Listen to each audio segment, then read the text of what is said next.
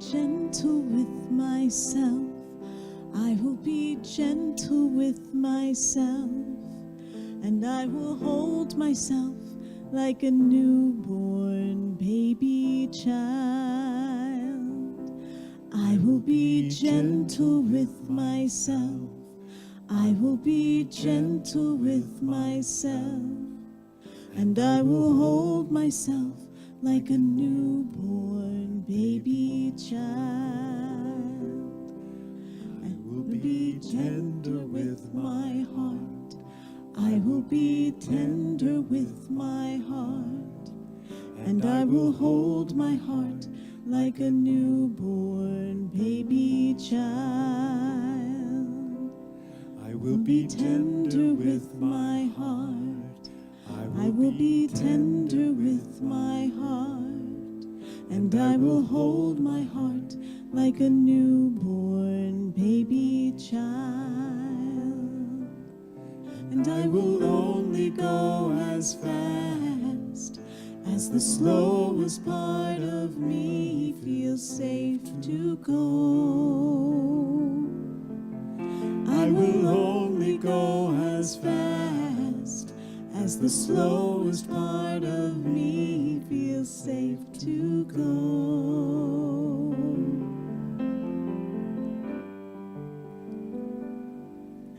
I will be easy on myself. I will be easy on myself.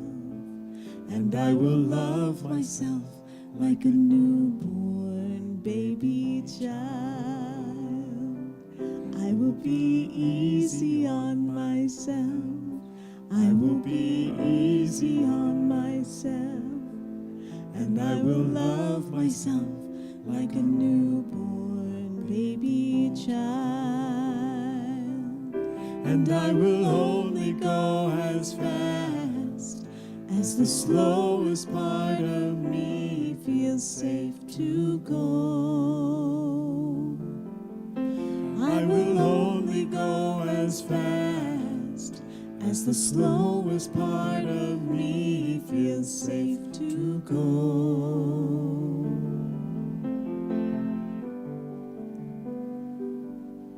I will be gentle with myself. I am gentle with myself, and I hold myself like a newborn baby child. I am gentle with myself. I am gentle with myself, and I hold myself like a newborn baby child. And I hold myself like a newborn baby child. And I hold myself like a newborn baby child.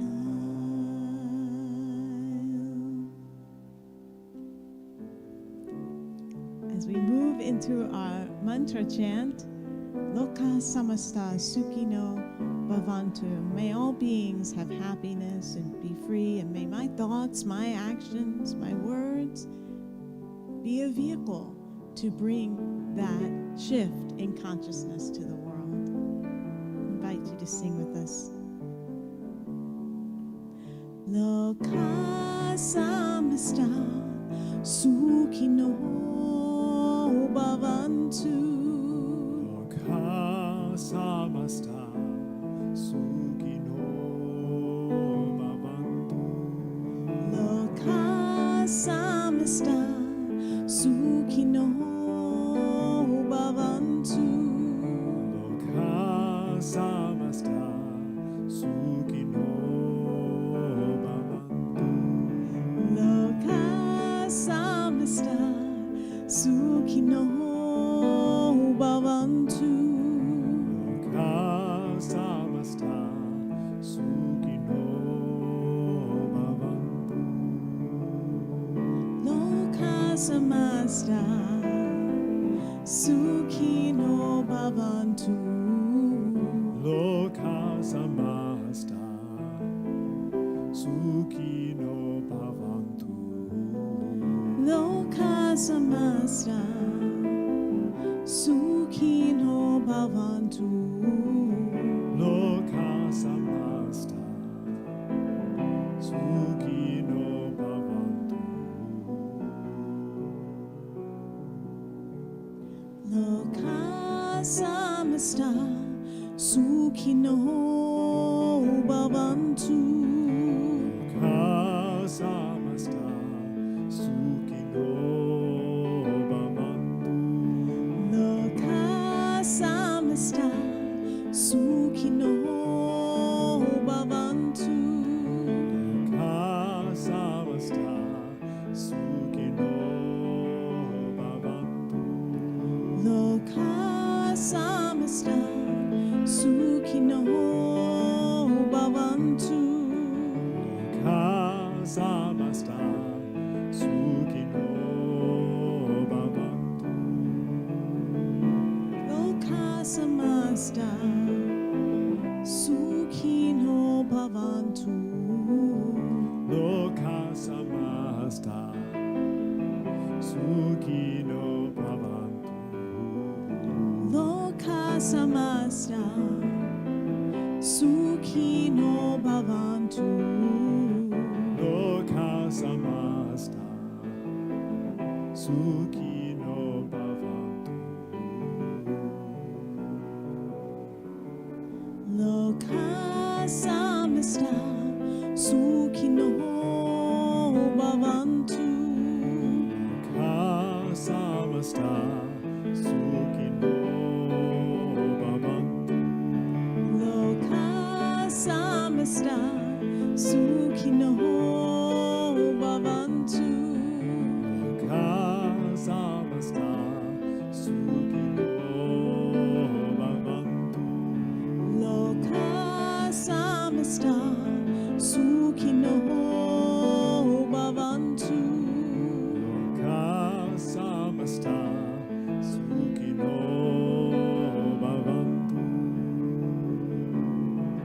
When I breathe in, shalom, salam, shanti, shanti, shanti. Thoughts I'm thinking, shalom, salam, shanti, shanti, shanti. Words I'm speaking, shalom, salam, shanti, shanti, shanti. All I'm feeling, shalom, salam, shanti, shanti, shanti.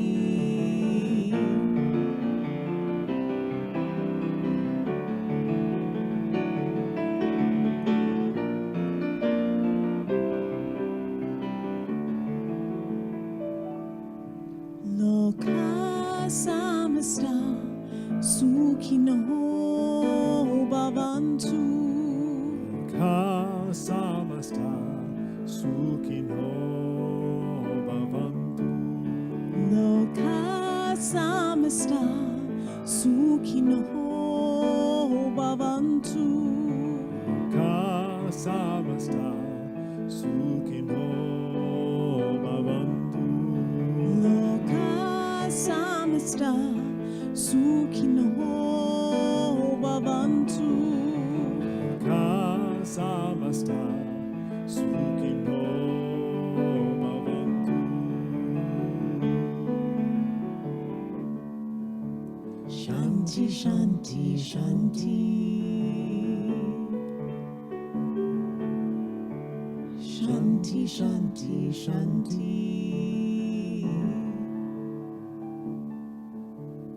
Shanti, shanti, shanti.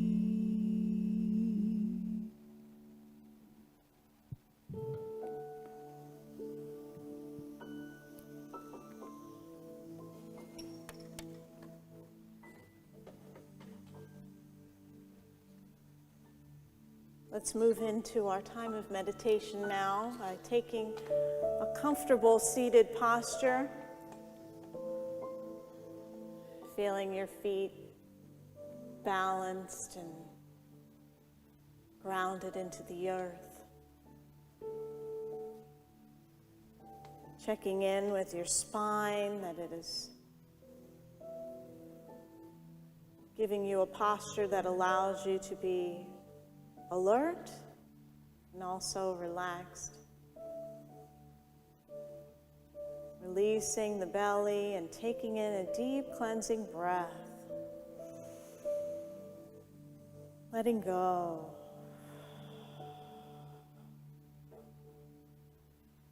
Another deep breath in. Hold it at the top. And exhale.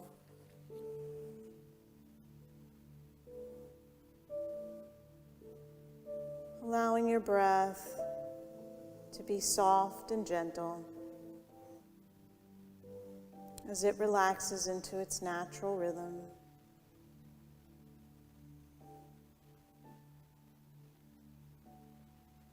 Just feel your body.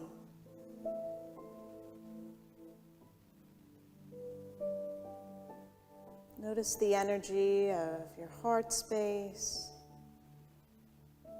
the movement of life within you.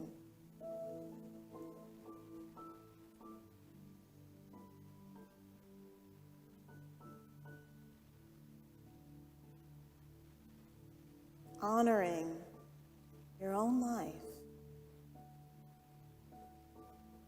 Feeling how you treasure your life.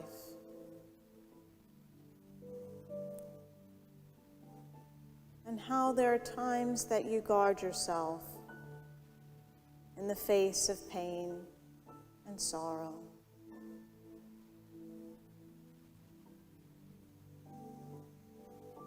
I'm going to move into a practice of transforming sorrow into compassion.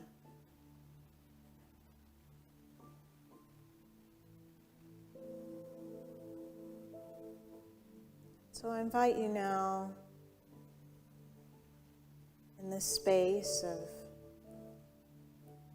honoring yourself,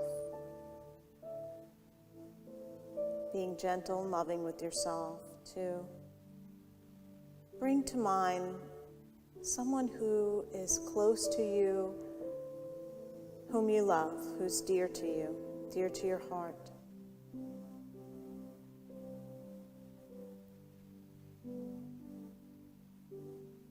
See them in your mind's eye and feel how you care for them.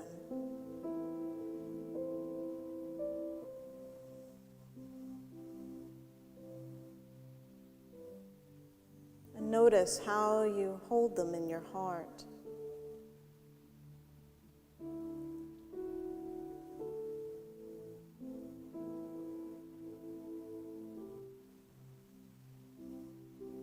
As you notice this, allow yourself to also become aware of their sorrows, of their suffering in this life, what they struggle with.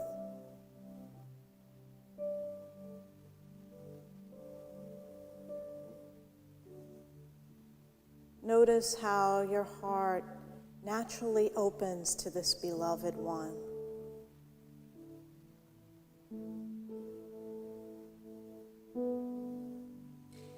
Feel your love moving toward them, wishing them well, to extend comfort to them, to share in their pain, and to meet their pain with compassion.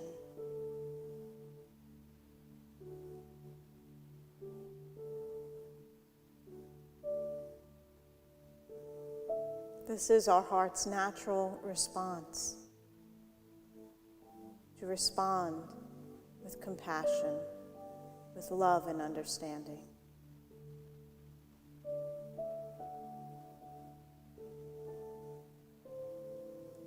And so begin to actively wish them well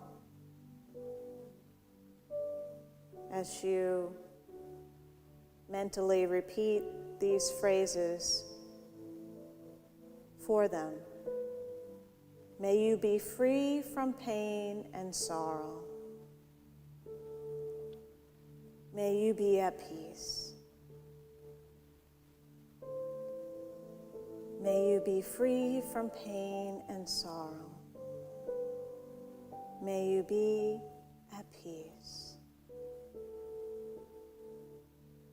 Hold them in your heart of compassion. May you be free from pain and sorrow. May you be at peace.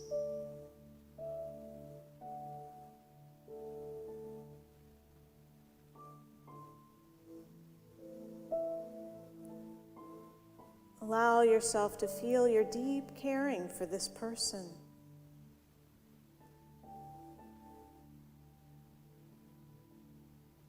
And now call to mind someone else you know.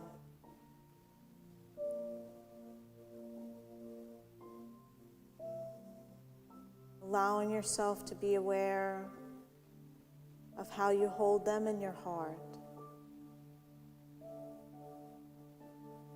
Being aware of their sorrows,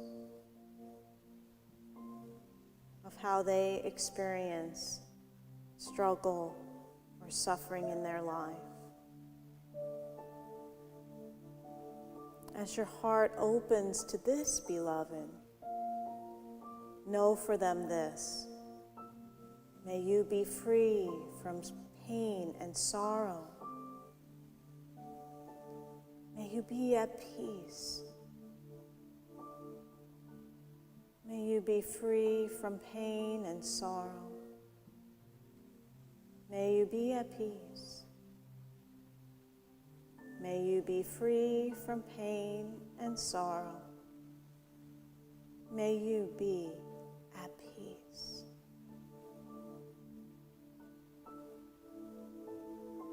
As you open your compassion further, open to a neighbor or a colleague. See them before you and how you hold them in your heart.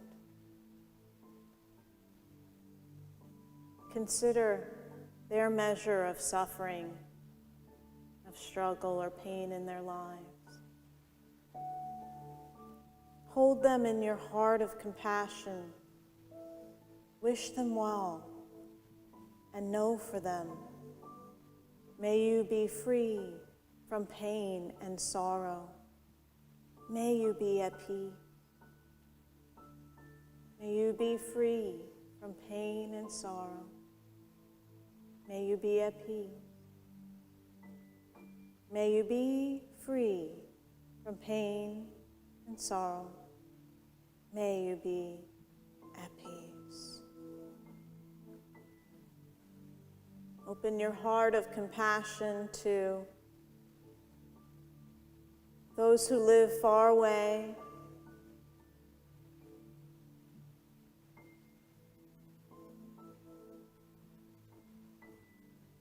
Sending your love, holding them in your heart of compassion.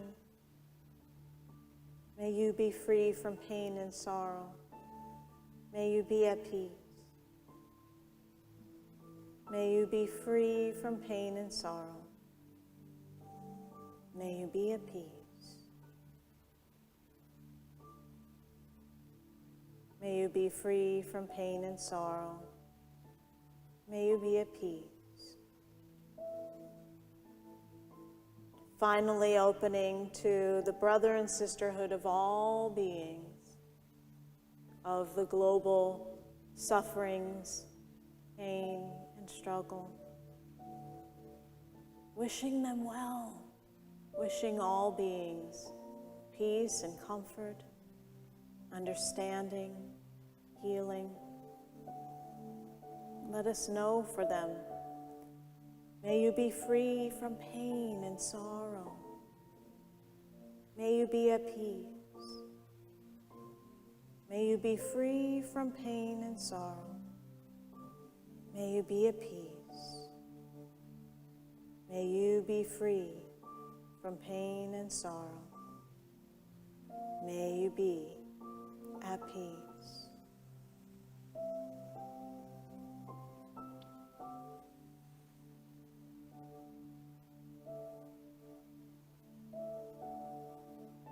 Let yourself feel now how the beauty of every being on this planet brings you joy, and how the suffering of any one being on this planet makes you weep.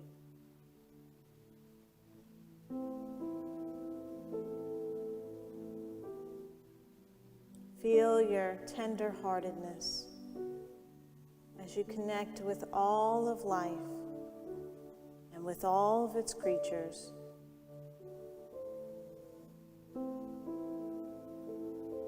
How your heart is moving with the sorrow and holding them in compassion.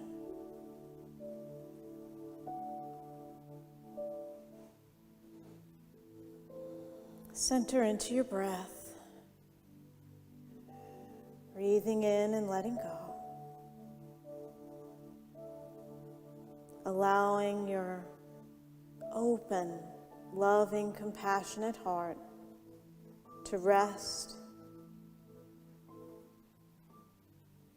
You are a center of compassion, love, and light in the midst of this world.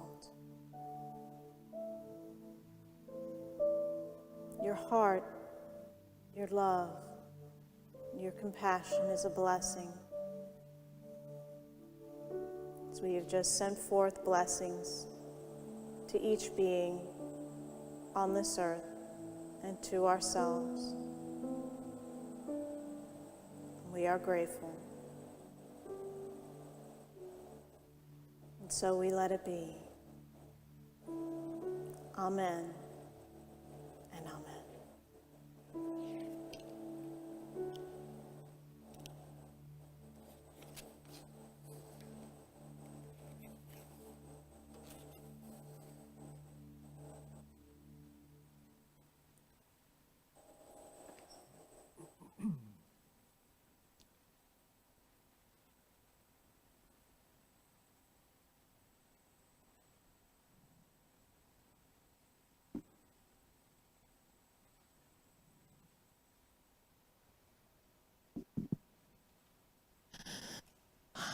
What a beautiful reminder of our connectedness and the power of our desires of the heart for those near us and closest to our heart, and those at distance and surrounding us in the living world.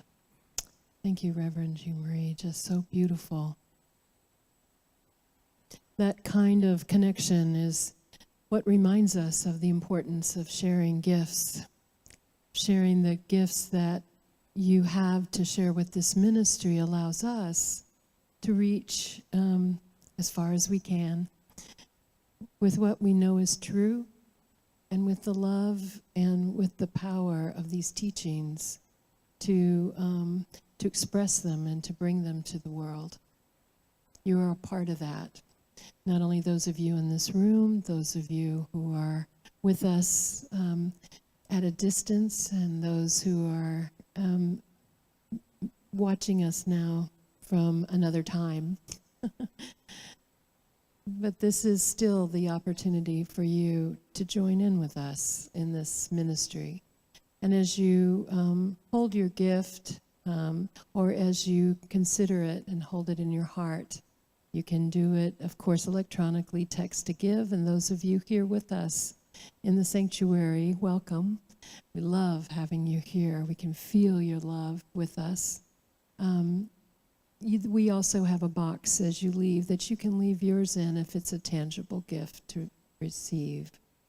And so, however we give and whenever you do it, I just invite you now to bless it by holding it in your heart and calling it by its name. Divine love, through me, blesses and multiplies all the good I am and have, all the good I give and receive. And so it is. Amen. Thank you, Reverend Karen. Thank you, Reverend Jeanmarie. This song is about reconciliation. So there's a part of it that's perhaps about a little bit about forgiveness and acceptance. But it's much deeper, much greater, because it's about letting everything fade into God. Those moments where you reflect and you think, oh, did I really have to say it that way? Or other mistakes that we make. And if we've walked a few decades on the planet and we haven't had some truly regrettable mistakes, then more power to you. Godspeed. You've made better stuff than I am. But this song sort of reconciles all of that. And I thought it was for those of us who have walked the planet a few years that really had this, but my recently turned 15-year-old son and I had a conversation about this a few months ago, and you know, even he in his young age has moments that he wishes he could have a redo. So this song is for that, you know, and if you live long enough, you get some gray hairs, you recognize that, wow, those boo-boos made us who we are. And I thank God for them. And I also thank Ricky Byers for this inspired moment of music.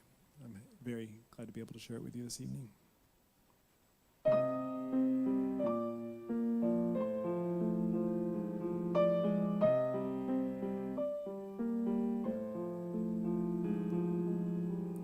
In my pain, there inside my weakness, is the seed of something greater in me, and the shame of not choosing higher, and all the disappointing moments fade into God. No mistakes have been made in God.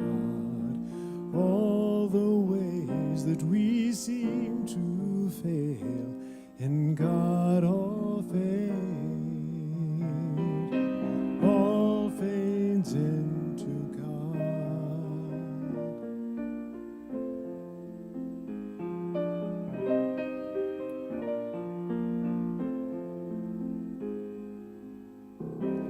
No choice, a prisoner of anguish, in a jail of I'm so lonely, a jail of all is lost, but the stars are shining to remind us a seed will need the darkness to change into new life.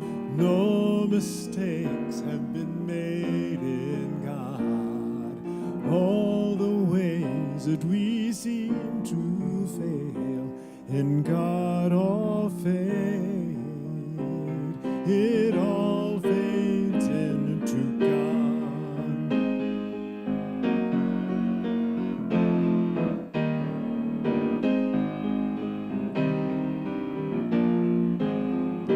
In God is the gravity that holds me together. In God is the orbit in which I am spinning. I see the stars and I remember to remember. Inside my pain is the seed of my strength. In God is the gravity that holds me together. In God is the orbit in which I am spinning. I see the stars and I remember to remember. Inside my pain is the seed of my strength. God is my life. In God is such excellence. All the ways that we seem to fail, in God all fade. It all fades into God. No mistakes have been made in God. All the ways that we seem to fail, in God all fade. It all fades into God.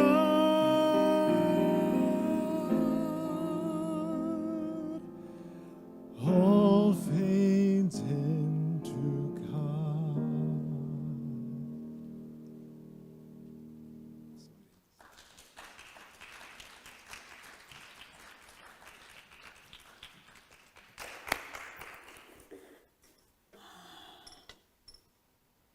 Thank you, David. And my pain is my strength, so the lyric was? Yes. Yes. It's true. It's true. We are practicing fearless compassion. Are you willing to practice fearless compassion tonight? I feel like yes, we feel like we've started. Right? We've really started with our meditation, transforming sorrow into compassion, opening up our hearts.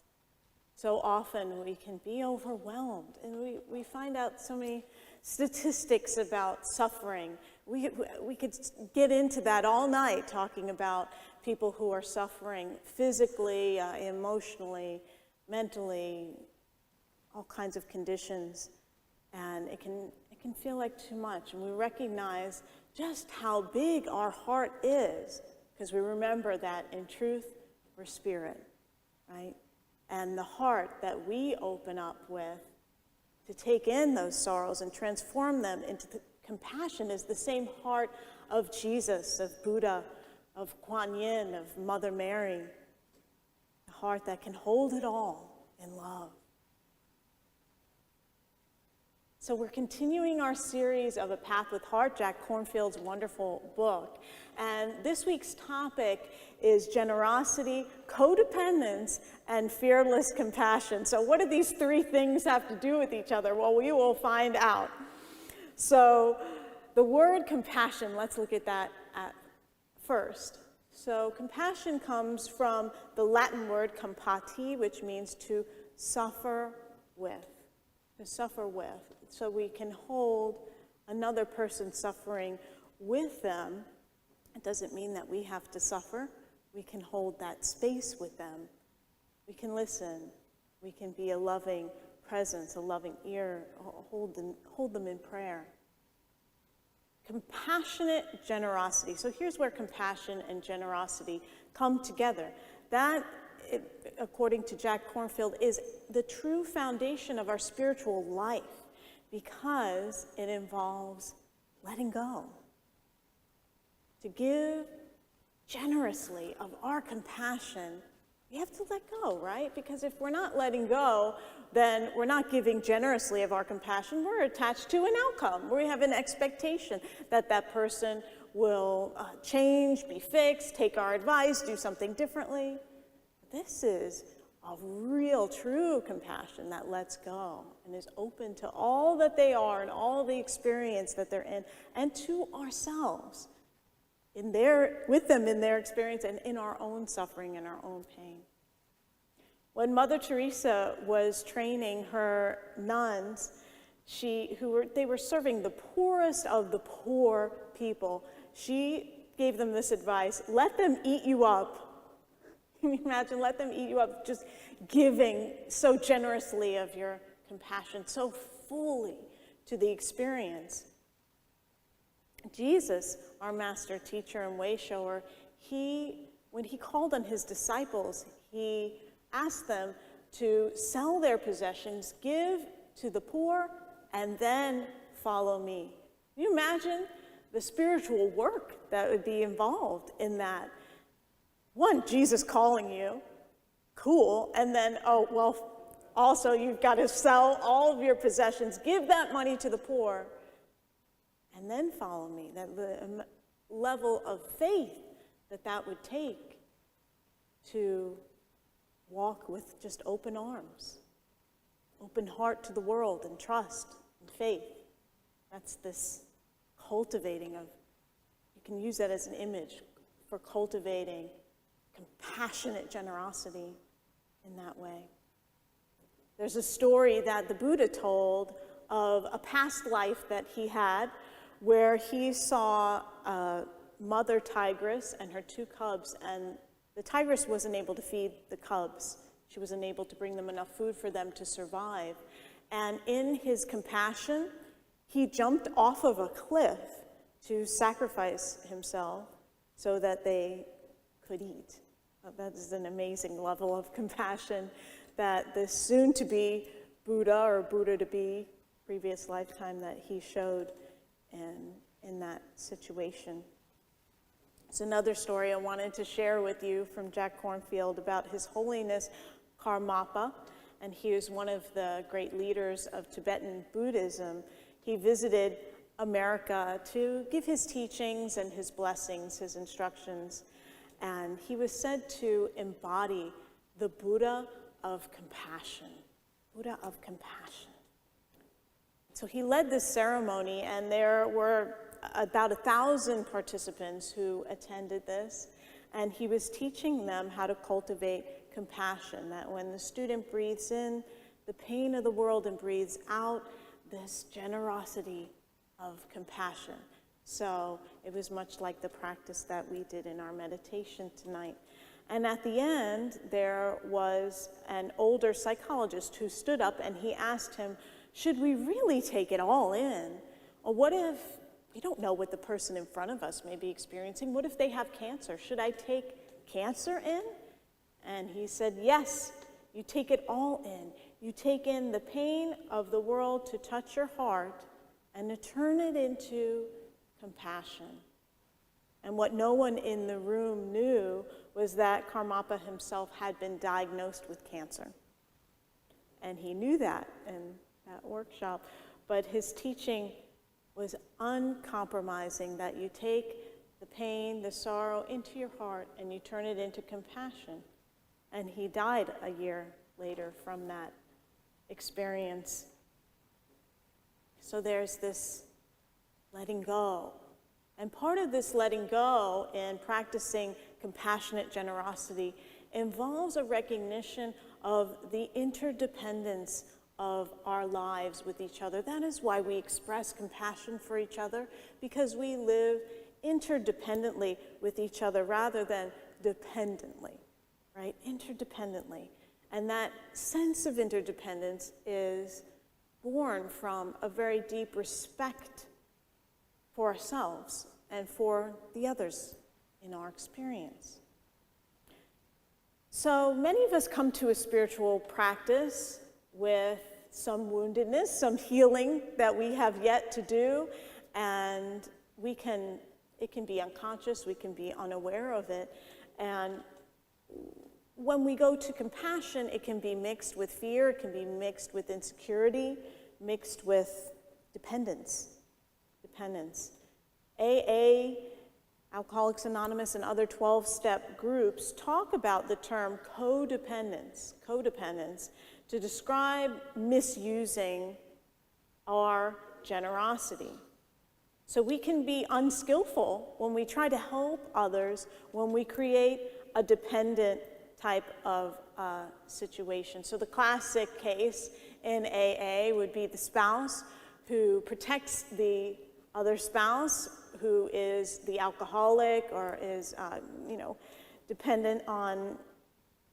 chemically dependent, and covers up for their drinking or their abuse to try to protect them. But this helping is not actually helping the partner. It's only enabling them to continue the cycle of drinking and to allow them to escape the painful consequences of their actions. And so this is a helping that is not done from an open heart of faith. This is done from a fear of facing our spouse's problem, and that coming out into the open and people finding out about it, the truth, and perhaps that truth coming out might end the relationship. There's all kinds of dimensions to that experience of codependence. So how do we know if our actions are truly compassionate or if they're codependent? So checking in with yourself, compassion, codependence. Are you afraid to tell the truth in that relationship, in that situation? Are you afraid to set limits in that relationship? Are you afraid to say no in that relationship? So recognizing that generosity that may be originally healthy can also turn into something compulsive. And an example that Jack Kornfield gives is this woman, or it could be any woman who gives of themselves with an intention to volunteer. course, it could be a man either, to volunteer to give their service to their spiritual center, to a nonprofit, to any kind of organization where there's just this constant giving, and that this person is not giving back to themselves. And so they end up finding themselves where their body is depleted, they're emotionally, mentally not in good health, and even their self-esteem is not in a good place. They've given so much, they haven't given any to themselves. So really knowing that balance and recognizing, am I giving and neglecting of myself and my own needs? Really, when we love the Lord our God with all our heart, our soul, and our mind, that we remember the Lord our God is within, right? So we must tend to God in our hearts, right? God of our own being, so that we can have a full well to give and to share generously. And then he gives an example of men who tend to not say no to things, and that they build up resentments of that over time, and they forget how they got that way because they just kept doing things they didn't want to do. So recognizing compassion, codependence, and can show up in our lives in different ways. One of the ways of finding this balance of compassion or codependence, and really finding that true act of compassion, is a story that the Buddha tells of a family of acrobats, which is somewhat ironic, right? They come to him to find some balance in their relationship. And it's a grandfather and a granddaughter who travel around and do this acrobatic act together.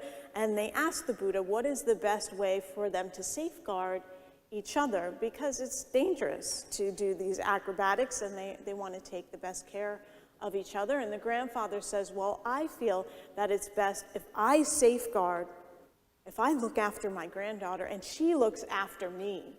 And that would be the best way for our act to move forward with the best safety. And the granddaughter asked the Buddha if this wasn't backward. She felt that what her grandfather was bringing was backward, and they obviously had been discussing this back and forth, which is why they came to the Buddha. She said, wouldn't it be better for us to care for ourselves? And in that way, we safeguard the other person, and our act will prosper.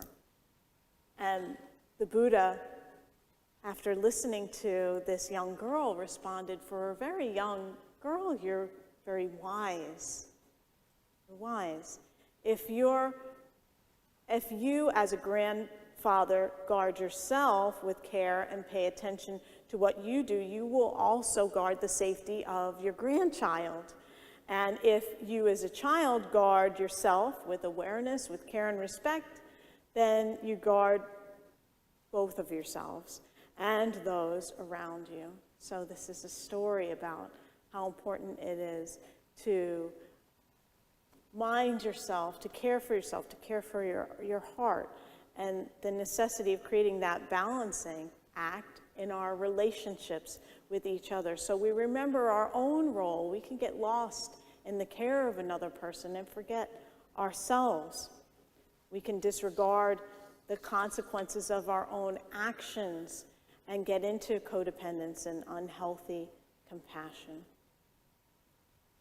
And so the ground of having this fearless compassion that we are cultivating in ourselves is to have a healthy sense of self. Have a healthy sense of self. And so it arises out of honoring yourself, of your own fears, your own sorrows that come up, your own insecurities, recognizing that you experience this along with others. This is a communal, human experience that we have. And to come into compassion for yourself, not out of a fear or a pity, but a response in your heart and an awareness of your interdependence with all things. And what a gift it is that we have others in our lives that can do things that we can't do, and we can do some things that they can't do, and that we are interdependent of each other. So compassion, when we feel compassion in a situation, sometimes it can be hard to not do something. I honor my own feelings of wanting to help. Oh, I feel the pain, I feel the struggle, I want to help, and to be a listening ear and to be present. And sometimes out of that listening, out of that love, out of holding that in our hearts, we may feel called to action. We may not. We may not. It is being, when we're present with it, then we can really discern rather than jumping into a reaction, when we can respond from the heart. And so this cultivates a compassion that flows rather than a compassion that is so responsive. So I want to share one more story with you before I close my message tonight, and it's about how facing suffering and a struggle in life can open your heart when you embrace it rather than resist it. So this is a story that Jack shares about. He read about in an article about a couple who wasn't able to conceive a child, and so they chose to adopt a child from a poor country because they felt that was the most generous thing that they really could do. And they adopted this child from India. And when they got the child, it was a beautiful baby boy. He was 2 months old, just so precious. They were so happy to have him. And as he started to grow, they learned that he had a number of health problems that they hadn't been aware of. At first, they discovered that he was profoundly deaf and that he would never hear. And second, they discovered that he had cerebral palsy. And while this wouldn't affect his intelligence, that it could cripple him. And so they got him a small wheelchair. So when he was old enough to walk, he had a way to get around with his wheelchair. And after this, they created a network of support with other parents who had deaf children, disabled children.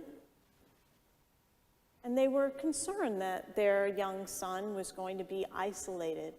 So they did something that was pretty amazing. They wrote to India and they said, this child that we adopted from you, he is deaf, and we would like to adopt another child that's deaf from your country and bring that child here so that they can have each other. And he said in the article there's this picture of the two of them with these broad smiles, arms around each other, and they're just so happy. They're just hugging each other, happy to be together. And so imagine this in your own life. Imagine yourself if you were to adopt a child and learn that the child had a disability, and to open your heart in such a way, without self-pity, without fear, and say, I have a child like this, and now send me another one. This is radical, generous compassion. Passionate generosity. That's a fearless compassion that can face suffering in your life and learn from it and take it in and allow it to transform you and open your heart even wider. So I invite you this evening to just check in with yourself and notice, where do you fear letting go? And are you tending to yourself? Are you recognizing that as you let go with a heart of compassion, that we are all interdependent and connected, that we truly are one, and our compassion heals and blesses ourselves and blesses each other and the world. Namaste.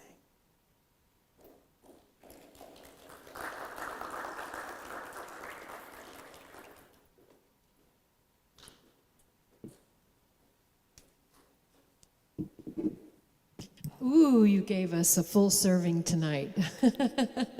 This was really powerful work. Jeanmarie, the meditation, the blessing, the stories were so full of ideas and, ways for us to practice in this, difficult time we live in and in the world, than when we're, in this world, because of our technology, we're able to know of tragedy, losses, wars, conflicts, everywhere, anywhere, simultaneously, night or day, breaking news this, breaking news that, that we can become inured to it and also feel powerless. And you just reminded us through this Buddhist tradition of allowing the pain to enter, to allow ourselves to be one with it, to let it in, is to call forth a greater expansion of the heart, a greater compassion, and that we become more and we share it with the world. And it's a real thing, you know? It's a real thing we do. It's not an imaginary thing. It's not even just for me, you know? It truly heals the world. If we believe we're one and everything we do has consequence and everything is out there, then that action, that activity of the heart is endless and powerful. And you just re-encouraged me, reminded me that I don't need to sink back into that sense of powerlessness, that all I have to do is remember, you know. That was really beautiful. Thank you so much for the message, the lesson, and the meditation tonight. Thank you. Thank you. I believe that's how we find our way into solutions and into taking right action in these situations, is when we've taken the time to take it in and allow it to integrate in our own soul, right? And then we're open to that guidance in that awareness of the incorporation, rather than it be something outside of myself. Oh, I see it from a distance. No, it's right here. It's right here. Then when it's a part of me, I can see, oh, this is how I would want the response to be. Yeah, that's it's so powerful to get out of our heads and into the heart, because our heads would calculate it differently. We would think there was some other constructive left brain kind of answer, logic, or something I can do, or something I can't do, or money I could throw at it. Not that those aren't useful tools. Maybe that's called upon, but when we go into our heart, we calculate things very differently, and we use it from a different power. And I dare say, it's far more powerful to come from the heart in anything that we do. Yes, because we could easily slip into judgment. They're wrong, we're right, and you get in your head. Like you said, just get in your head around the whole thing. And we can slip out of compassion and into that whole game of the analysis, right, of it all. You know, I've heard lots of sermons in my life, but I haven't heard that many about compassion. What you shared tonight, there was a lot to it, and so much that I'm thinking, I'm going to need more time with this. Especially when you were talking about, throwing yourself off the cliff, or Mother Teresa saying, "Let them eat you up." It's like, I get that about Mother Teresa because that's her, right? But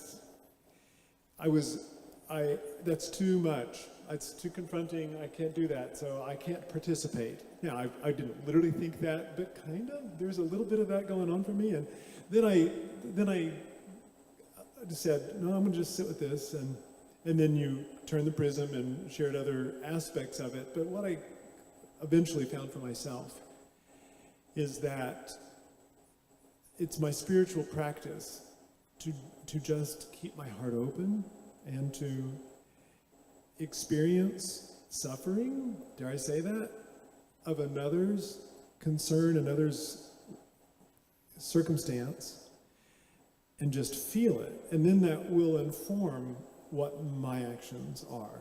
I think you were speaking to that, Reverend Karen, when you were talking about, your head and your heart.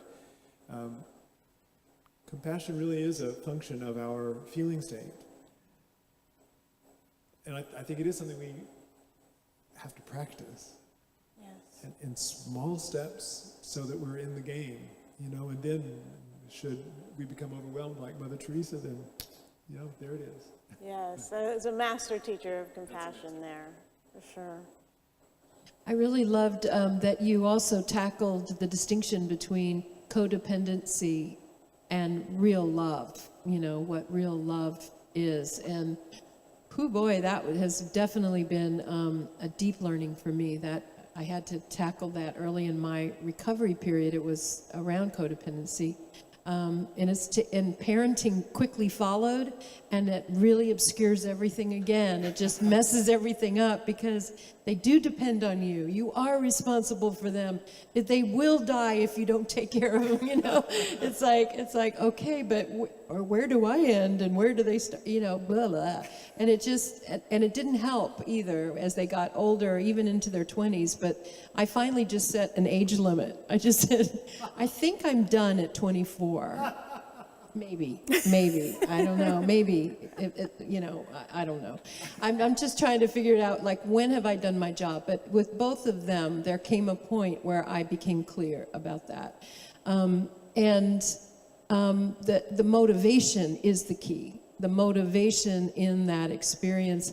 You know, I did get caught up with the grandfather and the daughter going to the Buddha, and I recognized that the daughter seemed to be more on it, but I really thought the secret answer was both. I really thought the secret answer would be both for each other, for myself and for each other. But I love it. I love it that as I thought about how he, how he supported the granddaughter's view that if I take care of myself and you take care of yourself, that we'll already be into the love and into the compassion and into the care, and it would be easy to extend that to someone else. And that is the magic answer, and that's why. And the other way, the flip side of the grandfather's answer, is that I would never trust you were paying attention. Right. I would never trust. So I would be in fear, even if you were not. Right. And it didn't seem like you were scared enough for me, maybe, you know, and that something would happen, and you're not doing your job. And if something does happen to me, how did you fail me, you know? And so can you see how all of the fear would just be accelerated and accentuated in the codependent answer? So, but for that recipe to work, really, you know, where I'm caring for myself, and in caring for myself, I am therefore caring for others. There's an inherent relatedness there. There's a more than a willingness. There's an inherent connection and a care for the other person, such that in caring for myself, being aware of what's mine to do, it includes the care of this other person. Because, you know, grandfather, granddaughter, acrobatics, intense, all right? I mean, very clear. But, you know, that lady pushing the grocery cart down the aisle next to me and not doing it right. You know, it's like, okay, am I going to care for her? Am I going to care for me? And it starts with being related. Like, okay, I can open my heart to this moment, to this person, and have compassion for her circumstance without knowing what it is, without even getting close to understanding it. That's not a part of our social contract. I can still have compassion. Mm-hmm. That's a goofy example, but you know, we drive with people too. Yeah, exactly. And to have care that I don't plan to wreck my car today, you know, is already a step in the right direction for everybody around me, right? I mean, that's already looking out, and because to meet my own goal of care and concern for my space, I am automatically aware of what's going on around me and others around me. And so the mutuality of that is an overlap, even if it's not a conscious care act for somebody else, right? And I think we also build that esteem that starts to build a sense of who I am in the world and what I value in such a way that I am representing who I am in everything that I do. And it's less about who you are, not that you're not here, but your presence is important. But I don't need to know who you are to judge whether you're worthy of my attention or whatever, because it is my value that I care for those around me. And it is because of who I am and my awareness of that I care for you. And it's real. And it's real love, because in something in that, we have tapped into something that's eternal and something that is infinite. It comes through, and so everything that blesses me is easy for me to share as a blessing for the world, because that's who I am. I'm bestowing blessing, and not of myself, but only through me, because that's what I value, right? So doesn't that start to sound like the Buddha, That's what it feels like. Truly outstanding talk, Jeanmarie. Thank you. Thank you. Oh my goodness, thank you for your blessing. Yeah, thank you, that was beautiful.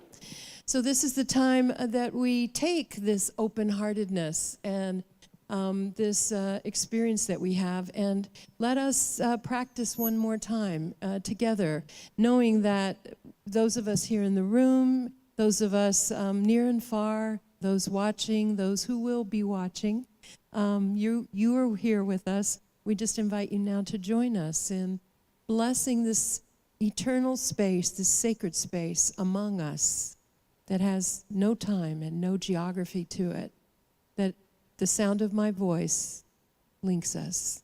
And so as we breathe together, we open together, and we bless this space as a healing, a healing vortex of life, of love, of blessing, of every good thing. And we now bring to mind someone in our lives, a condition that we would like to see changed. People that we care about who are going through struggle or challenge, breathing into our hearts and opening and into the space among us now. Let us speak their names. Let us speak the conditions we wish to heal or change.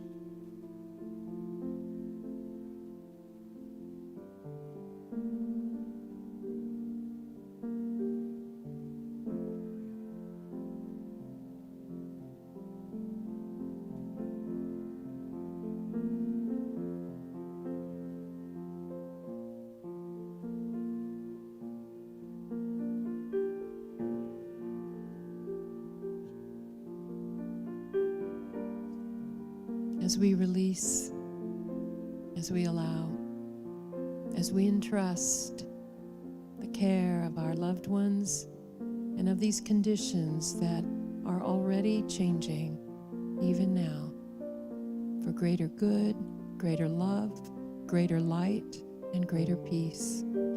It is done, and so it is. Amen.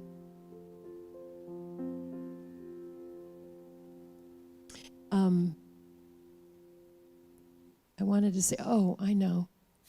The powerlessness, I just wanted to say the powerlessness that I was feeling in particular is this latest conflict in the Middle East, in Israel and Palestine. And just so disturbing and so painful and so sad in so many ways. And being able to just embrace all of that in our hearts, we can send out waves of love and waves of change and healing. We don't have to know what it takes. What we know it takes is heart. What we know it takes is love. So anyway, that's how I'm walking away with that. So what I'd like to do is just let you know what's coming up, some more things that you might want to be taking part in here. Tomorrow, the Forgiveness Sanctuary is coming back around. It's on the second and fourth Thursday from 7 to 9 p.m. It's on Zoom. And if you register online with Reverend Sheila Gautreau and her Forgiveness Sanctuary, you will register online. You'll get the Zoom link, and you can join her tomorrow at 7. Saturday, Unity Women's event coming up is called Circle of Life. And it's my privilege to be on a panel discussion with Reverend Mindy Lawrence Curtis and Monica Mullen. We're going to be talking about end of life and afterlife. And Reverend Mindy Lawrence Curtis is well known for her Journey Through Grief program that she's been doing for many years. She's very wise and has researched and has great experience in depth. And Monica Mullen is training to be an end-of-life doula. You know, doula is like a midwife for bringing babies into the world. Well, this is help escorting them out of the world. And she has got some particular insights and learnings to share. And what am I doing on that panel? Well, over the course of my 25 years as a minister, I have explored some things in my life and as a hospice chaplain about the end of life and researched near-death experiences, all sorts of things, to help kind of give a glimpse into the afterlife. And I have found such a correlation between the teachings that we teach in unity, in particular, the universal truths that hold true after we cross over as well. And it's my view of it, and you're welcome to it. And so that we'll be having a panel discussion and open for questions and answers. It's from 2 to 4. It's a women's event. And you can register on our website, and it's done on a love offering basis. Hope that you'll join us there. Also, on Sunday, Reverend Howard Caesar is going to be with us. He'll be our speaker. And he's chosen Certainties Have Significance is the name of his talk title. I can't wait to hear about that. He'll be with us this Sunday. We hope that you'll join us. And we invite you to join us in the sanctuary itself. If you would like to be there with us, we would love to have you there.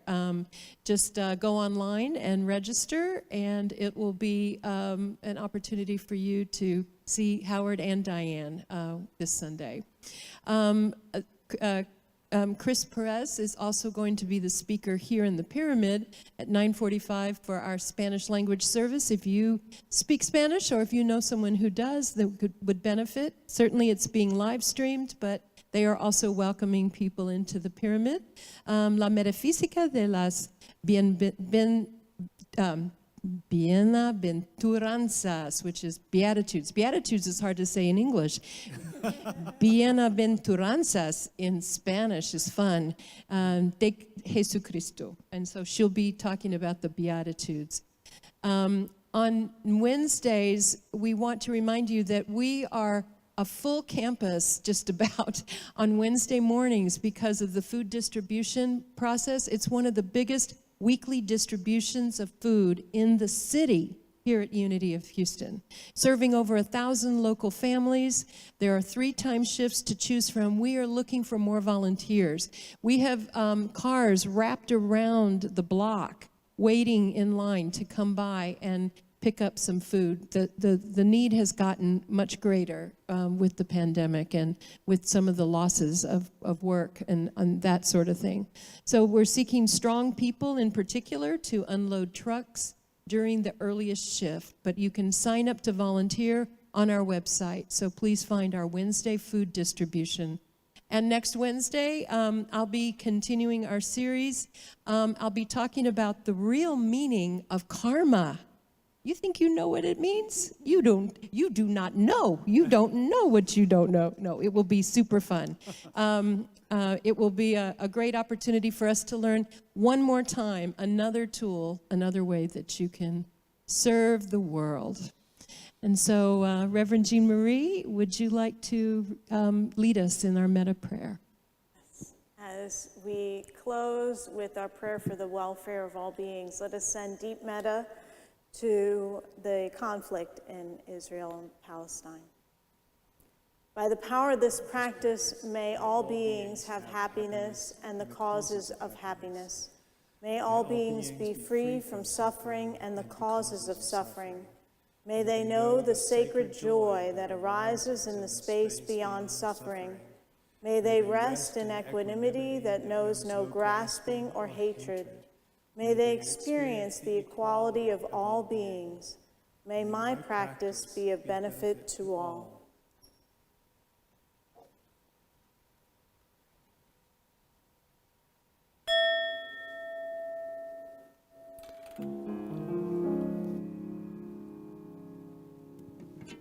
Namaste, namaste, I bow to you. Namaste, namaste, namaste. Go shine your light into the world.